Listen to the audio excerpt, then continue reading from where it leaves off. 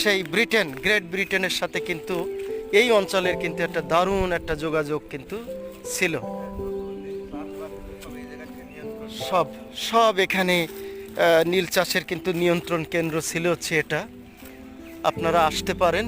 আমি বেশ কিছু ধ্বংসাবশেষ দেখছি, আসলে সংরক্ষণের কিন্তু কোনো রকম ছিটে ফোটা উদ্যোগ কিন্তু এখানে নেই।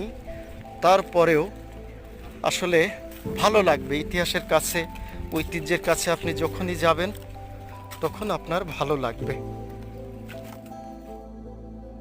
প্রিয় বন্ধুরা, হরিণাকুণ্ডু আপনারা যদি কখনো আসেন তাহলে এখান থেকে খুব কাছেই ঝাউদিয়া শাহী মসজিদ আপনি দেখে যেতে পারেন, যদিও এটা কুষ্টিয়া জেলার অন্তর্গত।